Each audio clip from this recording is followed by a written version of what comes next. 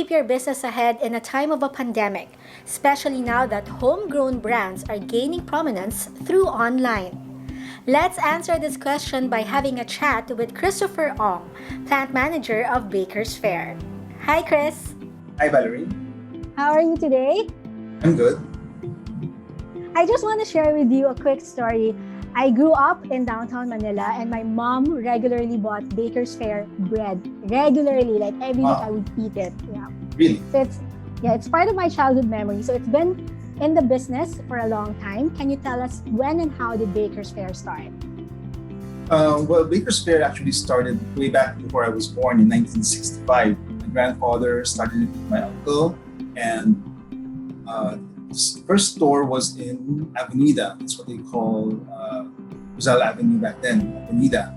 And it was located strategically near the bus station and several movie theaters like Audio. And from there, my uncles and father built a commissary nearby in Oroqueta Street.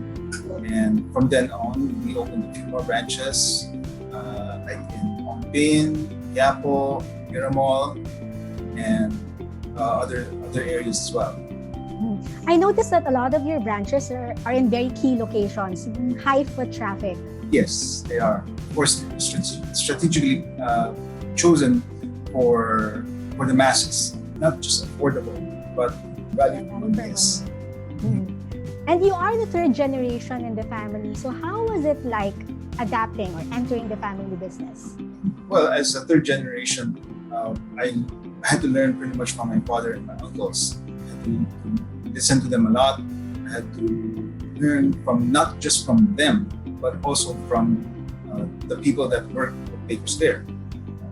I had to ask a lot of questions before I could start teaching the other people. So I had to learn why this oven setting was this way, why the mixing was done in a particular way, and before I could set up the things that I was tasked to do.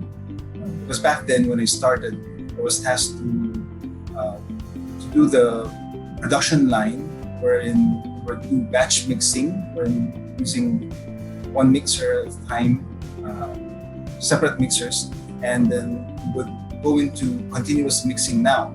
So continuous mixing method, it's a straight line from the mixer to the depositor, and then to the tunnel oven, and then to a conveyor.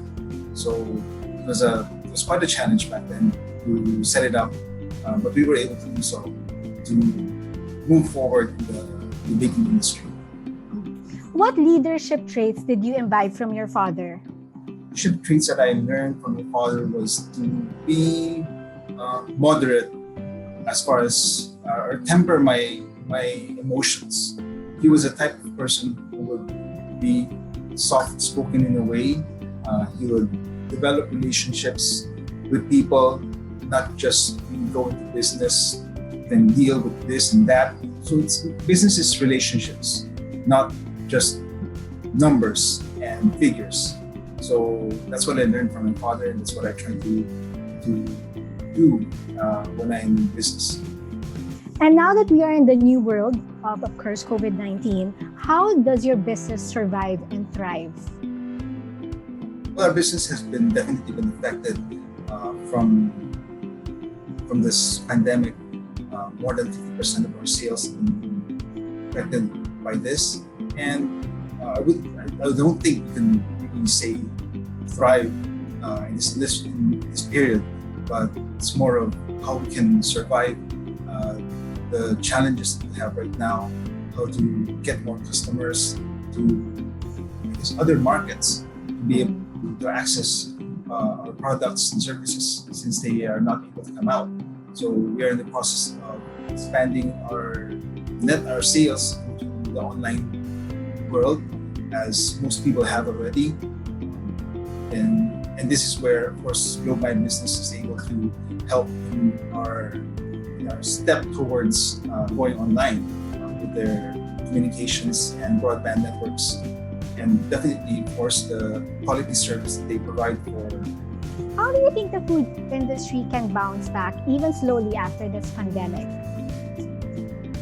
think the food industry can bounce back as soon as the government eases a little bit more of the GCQ guidelines. As soon as the schools are able to return to normal and the curfews are a bit more lifted, we should be able to see bounce back from all of these. But the thing that I see when you compare it to other countries is other countries have learned to live with this pandemic. They've adapted their lifestyle, and I think Filipinos should be able to do that on their own and live their normal lives together with COVID-19. As we wrap things up, Chris, a lot of SMEs are having a hard time now, as expected. What are your advice for them? My advice would be to try to keep yourself as stable as possible, and if you focus on being able to get through this, I'm sure you can rise up from this and be able to do much better as things go back to normal. So that's something that consolation you can always look forward to once this phase is finished. Exciting times up ahead. Thank you so much for being with us, Chris, and for giving us some words of wisdom. Thank you. Tosya. You're very welcome. Thank you very much for having me, Larry.